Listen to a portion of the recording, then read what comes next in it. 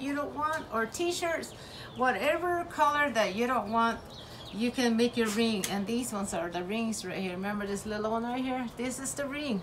How do you make it? What I do is make a circle. See, you can make this circle and go around.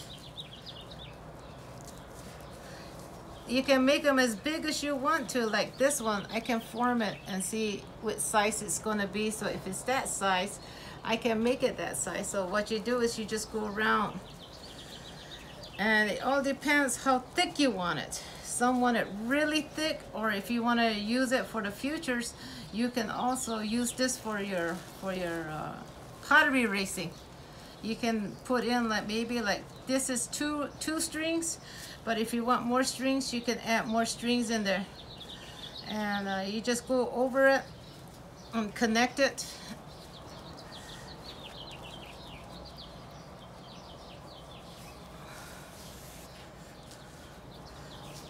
You can connect it, or however you want to do it. It's all on you, how you want to do it, but it's just a ring.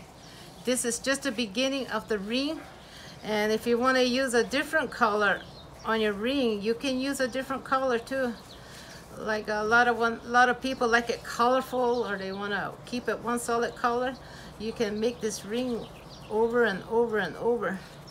So if you think this is how big you want your ring, or you want another one to make it a little bit thicker to make it sit better, just get this material and make rings out of it. So if you have an old t-shirt or old blanket, a sheet or a pillowcase that you don't want, you tear it up into little strings about this size, and then just make your ring out of there. This is a pillowcase right here. I used red because that's the only thing I found in the house. But this one's the same way too. You know, if you want different color, like I said, that you just put it in there like this. When you put transfer to another color, you can just go around and then wrap it up, and then just go over in and out. Just go in and out on this. Because once you get this ring, you can always use it for when you make your clay. Some people like Levi jeans, some like polyester. Whatever material you use, that's okay. It doesn't have to be specific what kind of material you use for your ring. And you can make it big, you can make it small. Some put same solid colors in there. That's okay. It doesn't matter how you want to make your rings. As long as you get this whole thing together. Okay. The next thing you know, when you did your ring, this is how big you want it, or you can make it bigger. It all depends. It's loose, it's nice. So if I do my pottery, I can stick it on here like this. So it can sit on right, see? And the reason why you make your ring is that when this gets dry, it's not dry yet, you put it this way, upside down, and then you're gonna mold it. And this is the kind that you're gonna use to dry when it lets it sit. You're gonna let it sit on here and get it dry, because if you put this on a flat surface, the bottom's gonna be black. So you have to be careful how you use this, and this is why we have rings like this, is so you can see what you're doing when you're making your pottery. A lot of people make half a bowl, some just leave it as is like this.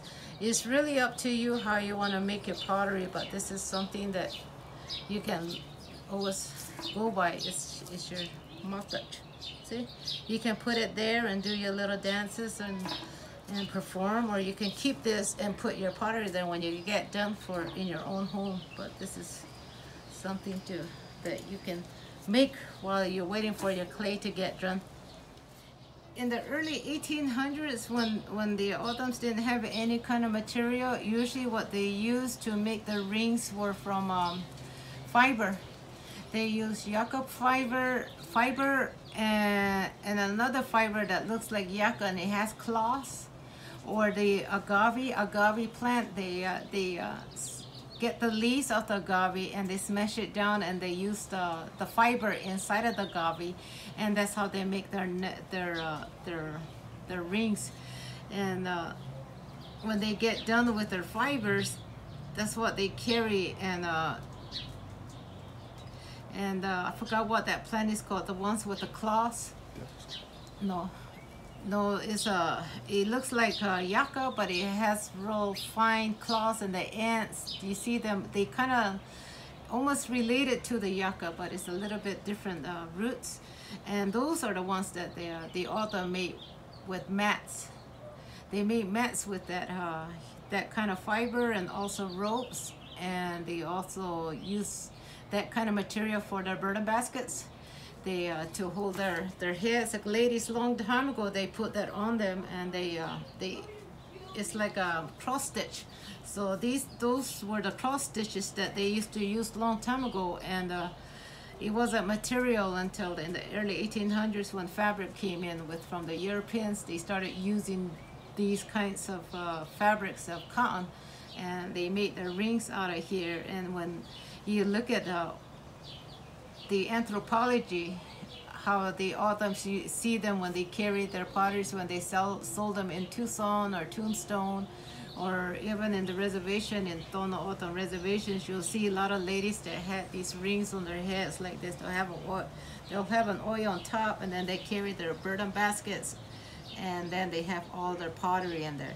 So this was really invested, and a lot of autumns in the communities use this kind of rings, and they forgot about how to make the mats and using the fibers for their rings.